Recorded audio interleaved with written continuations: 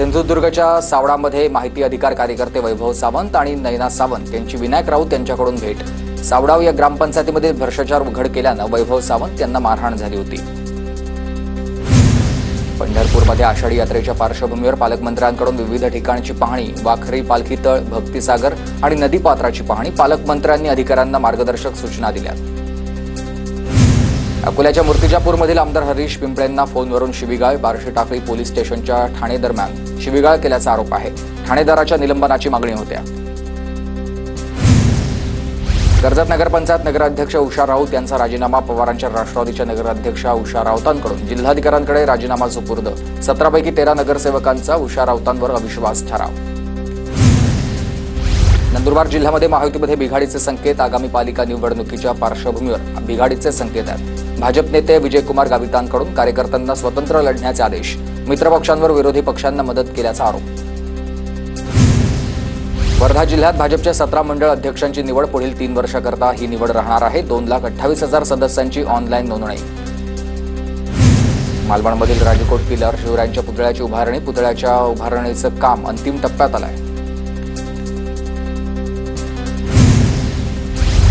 भाजप कार्यकर्त्यांना आंदोलनासाठी जिल्हा परिषदेचं विश्रामगृह दिल्याचा युवक काँग्रेसचा आरोप। युवक काँग्रेसकडून जिल्हा परिषदेचे सीईओ संजित महापात्रा यांच्या केबिन बाहेर आंदोलन करण्यात आलंय। अमरावतीमध्ये काँग्रेस विरोधात भाजपचं आंदोलन। राहुल गांधींची प्रतिकात्मक तिरडी काढत भाजपचं आंदोलन। नॅशनल हेराल्ड प्रकरणावरून भाजपा आक्रमक। नागपूर महानगरपालिकेवर युवक काँग्रेसचा मोर्चा। अतिक्रमण विभागाविरोधात हातामध्ये बांगड्या आणि मटके घेऊन आंदोलन करण्यात आले। नाशिक पालिकेसमोर मनसेचं घंटानाद आंदोलन। विविध समस्यांविरोधात मनसे आक्रमक। साताऱ्याच्या फलटणमध्ये सकल जैन समाजाचा भव्य मोर्चा। मोर्चात जैन मंदिराचं बांधकाम पाडल्याचा विरोध, तर मोर्चामध्ये मोठ्या संख्येनं जैन समाज एकवटला। कांद्यावरील निर्यात बंदी हटवली आहे, मात्र बाजारभाव जैसे थे आहेत। कांद्याचे दर आता 10 ते 13 रुपये प्रति किलो आणि शेतकऱ्यांचा उत्पादन खर्च देखील निघत नाहीये। कांदा उत्पादक शेतकरी हवालदिल झाले। हिंगोली जिल्ह्यामध्ये हळद काढणी अंतिम टप्प्यात आली। हळद शिजवण्यासाठी आता मजूर मिळत नसल्यानं शेतकरी चिंताग्रस्त। जास्तीची मजुरी देऊन मजूर आणण्याची शेतकऱ्यांवर वेळ आली आहे। परभणीच्या वरपूमध्ये शेतकऱ्याच्या आंब्याला प्रति नग 10,000चा दर। मियाजाकी आंब्याच्या जातीची जगामध्ये प्रचंड मागणी आहे। नांदेडच्या अर्धापूरमध्ये शेतकऱ्यानं 1 एकरामध्ये चिकूची बाग फुलवली आहे। चिकू बागेमधून लाखोचं उत्पन्न मिळवलंय।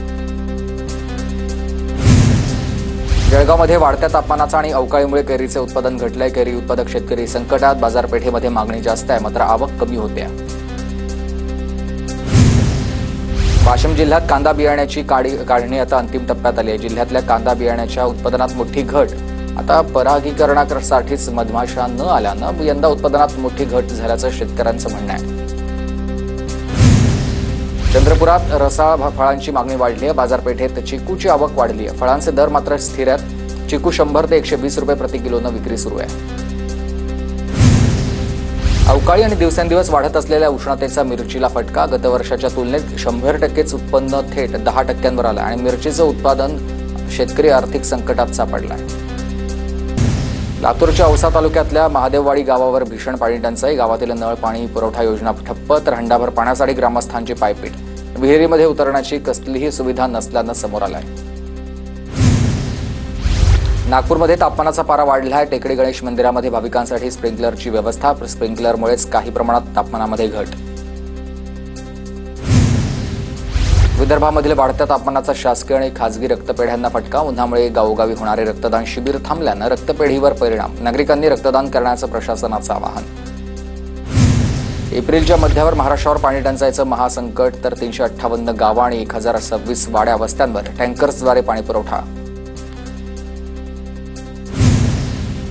सोलापूरमधील उजनी धरणाचा पाणीसाठा खालावलाय, तर धरणामधून 7,510 क्युसेकनं विसर्ग सुरू। उजनी धरणातील पाणी पातळी झपाट्यानं कमी होते।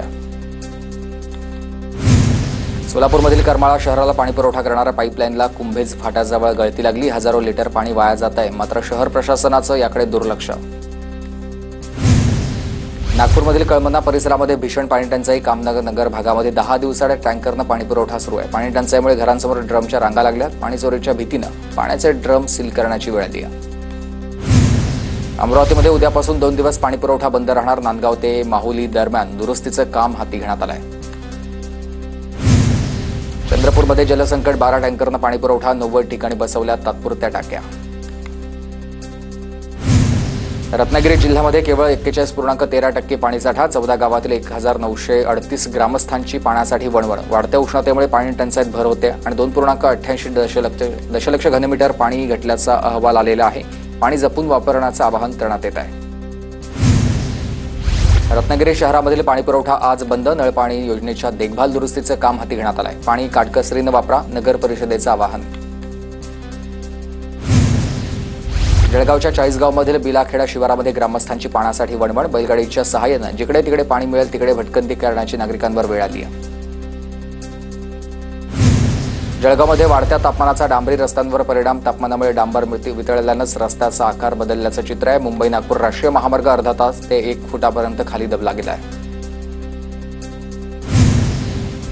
वर्ध्यातील तापमान वाढीचा पर्यटनावर परिणाम. दुपारच्या सुमारास पर्यटकांची संख्या कमी झाली आहे. तीव्र उन्हामुळे नागरिक घराबाहेर पडणं टाळत असल्याचं समोर आलं आहे.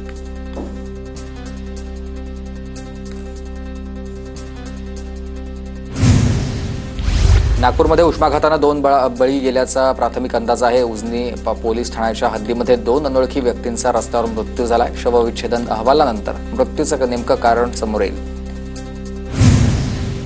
जळगावच्या धानवडमध्ये तहसीलदारांच्या आदेशानंतरही शेतकऱ्यांना रस्ता खोदला. इतर शेतकऱ्यांची पोलीस तसंच महसूल प्रशासनाकडे तक्रार. रस्ता खोदलेल्या शेतकऱ्यांवर कारवाई करण्याची मागणी. बीडच्या परळीमध्ये गंगाखेड राष्ट्रीय महामार्गावरील पुलाचं काम 3 वर्षांपासून रखडलेलं आहे आणि यामुळे वाहनधारकांना नाहक त्रास. रखडलेल्या पुलाच्या कामामुळे अपघात होण्याची भीती आहे. त्यामुळे पुलाचं काम लवकर करण्याची मागणी आहे. बुलढाण्याच्या शेगावमधील नखगळती प्रकरणी आरोग्य टीम बोईनगावमध्ये दाखल झाली. आरोग्य विभागाकडून रुग्णांची तपासणी आणि मागील 15 दिवसांपासून नखगळतीचा प्रकार सुरू झाला आहे. नाशिकमध्ये मोकाट कुत्र्यांचा 5 जणांवर हल्ला. नाशिक रोड सद्गुरुनगर परिसरातली घटना आहे. घटनेचा सीसीटीव्ही समोर आला आहे. सिंधुदुर्गच्या दोडामार्ग परिसरामध्ये जंगली हत्तींचा वावर कायम. तस्कर हत्तींमुळे नागरिक त्रस्त. रस्त्यावर फिरणाऱ्या 2 हत्तींचे दृश्य नागरिकांनी मोबाईल कॅमेऱ्यात कैद केले. जळगाव पोलीस अधीक्षक कार्यालयामध्ये पती पत्नीचा वाद सोडवण्यासाठी आलेल्या नातेवाईकांमध्ये फ्री स्टाईल हाणामारी. महिला दक्षता विभागात तारेवर आलेले नातेवाईक एकमेकांना भेटले.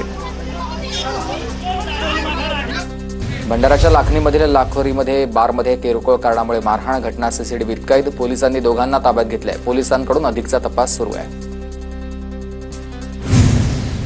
पुण्याच्या भोरमधील बालसिद्धनाथ मंदिरामधील 1 किलो वजनाचा चांदीचा मुखवटा चोरीला गेलाय. स्थानिकांची पोलिसांकडे तक्रार, तर पोलिसांकडून याबाबत तपास सुरू आहे. अमरावतीमधील तिवसा नगरपंचायतीच्या कचरा डेपोला आग. शेकडो टन कचरा जळून खाक. 3 अग्निशमन दलाच्या 3 वाहनांद्वारे आग आटोक्यात. गोंदियाच्या लोहारगाव जवळ वराच्या बग्गी गाडीचा अपघात झाला. एका महिलेचा मृत्यू तर 1 जण गंभीर जखमी आहे. गाडीचा ब्रेक फेल झाल्यानंच हा अपघात झाल्याची माहिती कळते. पोलिसांकडून अधिकचा तपास सुरू. नाशिकमधील दगडफेक प्रकरणी टिप्पर गँगचा सहभाग असल्याचं निष्पन्न. अटकेत असलेल्या टिप्पर गँगचा प्रमुख समीर पठाणचा पोलीस कारागृहामधून घेणार ताबा. तर राजकीय पदाधिकाऱ्यांसह समीर पठाणनं चिथावणी दिल्याचं समोर.